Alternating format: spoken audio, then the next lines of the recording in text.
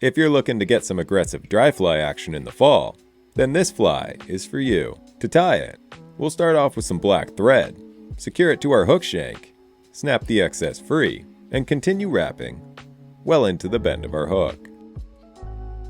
We'll then grab some tan elk hair, snip a small clump free, and clean out the underfibers before inserting into a hair stacker and tamping it down. This will help align our fibers so they're all evenly spaced.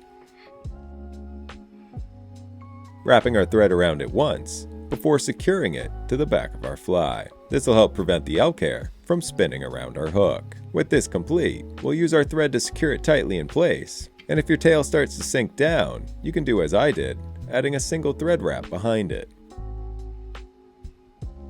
Once happy, we'll continue to secure the elk hair forward before snipping the excess free.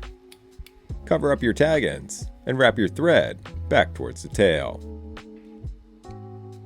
We'll then grab some dubbing.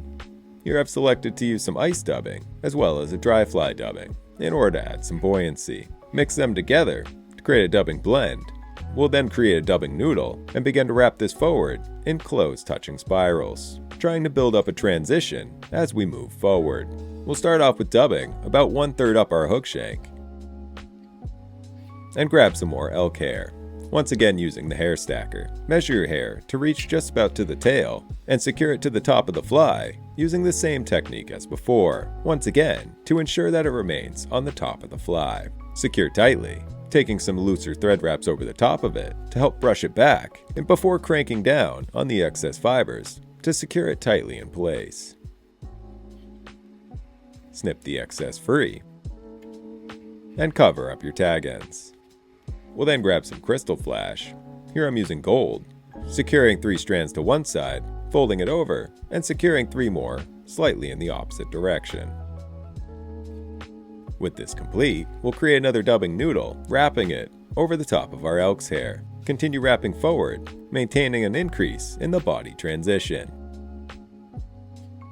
With this complete, we'll grab some more elk's hair, repeating the process just as we've done before. Securing the elk hair to the top of the fly, snipping the excess free, securing your tag ends, and grabbing more crystal flash to secure over the top of it. Finishing with another dubbing noodle, and once again wrapping it forward to cover up these tag ends and build up a body transition, stopping just short of the head of the fly. Here, we'll repeat this process once more, building up a prominent wing that'll be highly buoyant in the water. Also, if you'd like to win this fly, comment #flies in the comments below. And for those of you who don't tie and would like to pick one up, and if you don't win, but would still like to support the channel while stocking up your fly box for the fall, you can visit my website that's linked in the description and the comments below. With our final wing put in place, we'll grab some saddle hackle. Here I'm using brown, set it to the side, create another dubbing noodle, and begin to wrap this forward in close touching spirals, completing this cone shape at the head of our fly. With this complete, we'll grab our saddle hackle and begin to wrap it forward in open spirals until we reach our thread. Secure it in place, taking thread wraps both in front as well as behind the saddle hackle, trying to prevent from trapping any fibers facing forward, and snip the excess free. Grab a pheasant tail, strip a few fibers free, and secure them to the head of the fly. Secure the 2 fibers facing forward and use your bobbin or your fingers to help separate them. Once happy, we'll use our thread to secure it tightly in place, snip the excess free, and use a whip finisher to build up a prominent but small head. Snip your thread free and brush out your dubbing slightly to give it a nice, buggy look. And this is the October caddis, an extremely large dry fly that you'll see hatching in the fall. This is one I like to tie some droppers under, like an October caddis nymph. And if you'd like to win it, comment #flies in the comments below. Thank you for watching, subscribe for more, and I will see you in the next one. With fall fishing rapidly approaching, today we're going to be tying a fly pattern that I like to use to represent October caddis. We'll start off with some black thread, securing it to our hook shank, and inserting some lead-free wire to secure a matte black bead in place. Helicopter the excess free. Next, we'll grab some vinyl ribbing Here I'm using orange. Secure it tightly with your thread, wrapping back well into the bend of the hook. At which point, we'll grab some orange hare's ear, create a dubbing noodle, and begin wrapping this forward in close touching spirals, starting with a smaller amount of dubbing and creating a transition as we move forward, adding or removing any extra dubbing as needed.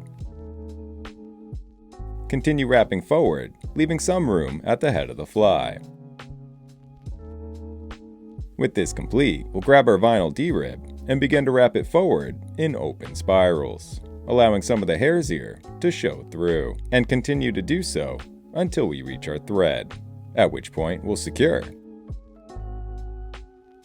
Snip the excess free, and brush it out to give it a nice, buggy look. Next, we'll grab a partridge feather, strip a few sections free, and secure it to the underside of our fly.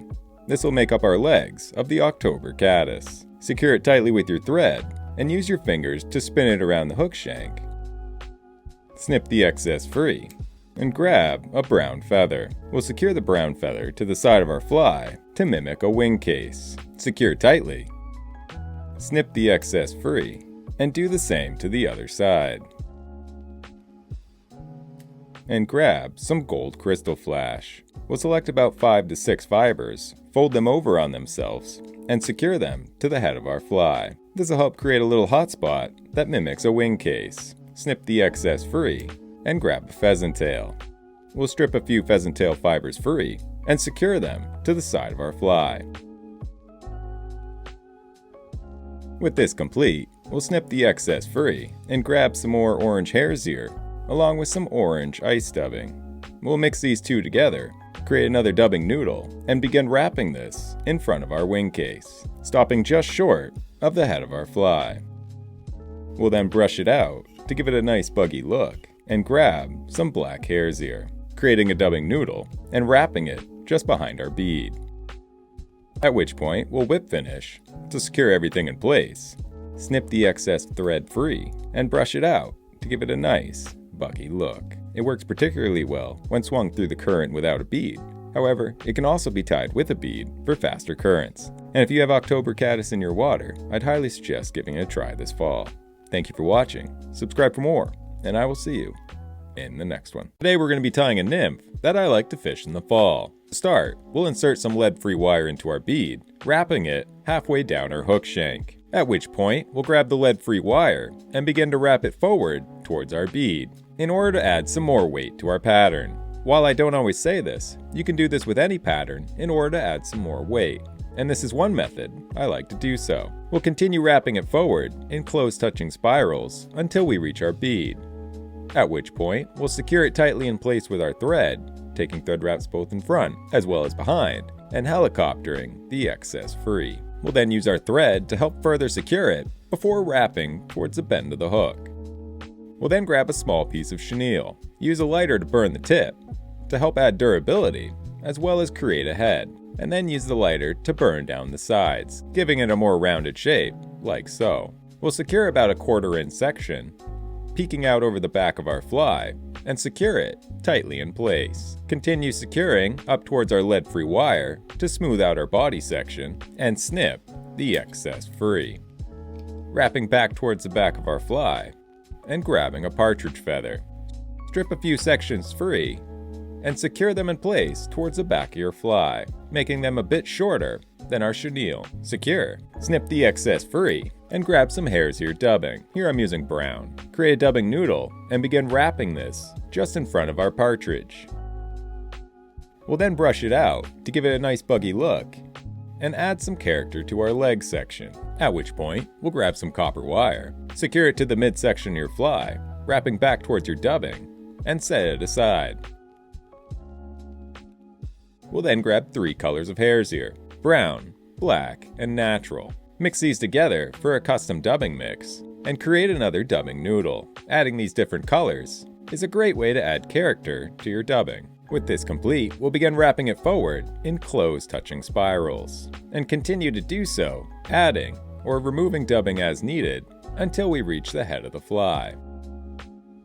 At which point, we'll grab our wire and use this to counter wrap our hare's ear. This will help add a bit of shine, as well as durability to our pattern. Once we reach our thread, we'll secure in place, taking thread wraps both in front, as well as behind our wire, and helicopter the excess free.